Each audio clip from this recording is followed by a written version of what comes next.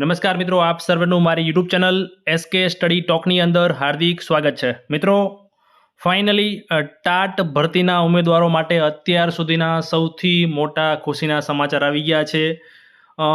ઘણા સમયથી 2-3 દિવસથી અપડેટો આવતી હતી પણ સાઇટ ઉપર કંઈ અપડેટ નહોતી આવતી, પણ ફાઇનલી ખુશીના સમાચાર આવી ગયા છે। શું ખુશીના સમાચાર આવે છે એ જોઈએ એની પહેલાં ચેનલને સબસ્ક્રાઇબ ના કરી હોય તો ચેનલને સબસ્ક્રાઇબ કરી દેજો। ખાસ બાજુમાં આપેલા બેલ આઇકનને પણ દબાવી દેજો જેથી આપણે કોઈ પણ ભરતીને લગતી અપડેટ ચેનલ ઉપર મૂકીએ તો તમારા સુધી પહોંચી જાય। સાથે સાથે એવા ઉમેદવારો કે જે હાલ નવી ટેટ પરીક્ષાઓની તૈયારી કરી રહ્યા છે એવા ઉમેદવારો આપણી જે લેક્ચર સિરીઝ ચેનલ ઉપર ચાલુ કરવામાં આવી છે, ranker notes free lecture series, એ લેક્ચર સિરીઝના વિડીયો તમામ લોકો જોજો। એ લેક્ચર સિરીઝ જેવી રીતે મેં સમગ્ર ગુજરાતમાં રેન્ક 1 પ્રાપ્ત કર્યો એવી રીતે તમે પણ લેક્ચર સિરીઝના મારી જે નોટ્સ છે એને હું મોડિફાઈ કરીને ફરી વખત તમારા માટે ચેનલ ઉપર અવેલેબલ કરી રહ્યો છું, તો ખાસ એનો લાભ લેજો। બીજું, ટેલિગ્રામ ચેનલમાં પણ જોડાઈ જજો। ટેલિગ્રામ ચેનલની લિંક તમને વિડીયોના ડિસ્ક્રિપ્શન બોક્સની અંદર મળી જશે। તો અપડેટ કંઈક એવી છે, તમને ખ્યાલ છે એ મુજબ રાજ્ય પરીક્ષા બોર્ડ દ્વારા લગભગ જ્યારે ટાટ એચએસનું રિઝલ્ટ આવ્યું એના પછી અત્યાર સુધીમાં લગભગ 1 વર્ષ 6 મહિના અને 23 નહીં પણ 24 દિવસ જેટલો સમય થઈ ગયો છે। તમને જે ઓફિશિયલ ભરતીની જે ઓફિશિયલ સાઇટ છે એ હાયર સેકન્ડરીની ગ્રાન્ટેડ હોય, હાયર સેકન્ડરીની ગવર્મેન્ટ હોય, એની ઉપર ઓફિશિયલ સૂચના મુકાઈ ગઈ છે કે સરકારી ઉચ્ચતર માધ્યમિક શાળાઓ અને બિન સરકારી ઉચ્ચતર માધ્યમિક શાળાઓમાં જે ઉમેદવારોને મેરિટ ક્રમ પ્રેફરન્સના ધોરણે બંનેમાં શાળા ફાળવણી થઈ ગઈ છે।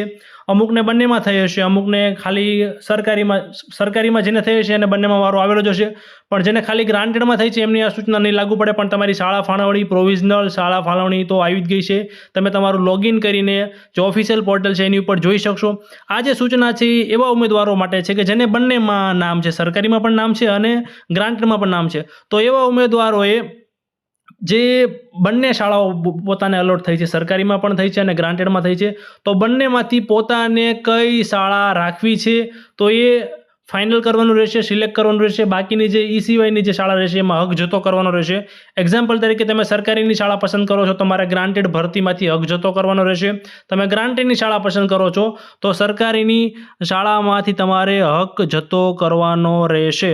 ખાસ જે રિપીટેશન અટકાવવા માટે આ ભરતી બોર્ડ દ્વારા મહત્વનો નિર્ણય લેવામાં આવ્યો છે, ખૂબ જ સારી વસ્તુ છે। માધ્યમિકની અંદર પણ આ જ પ્રકારની જે પ્રોસેસ છે હક જતા કરવાની સરકારી ગ્રાન્ટેડમાં કોમન હશે।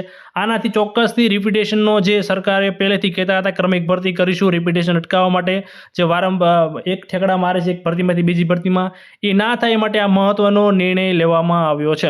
આવી નવી કોઈ પણ અપડેટ માટે આપણી ચેનલ એસકે અપડેટને સબસ્ક્રાઇબ કરજો અને ખાસ બાજુમાં આપેલા બેલ આઇકનને પણ દબાવી દેજો જેથી હું કોઈ પણ વિડીયો મૂકું તો તમારા સુધી પહોંચી જાય।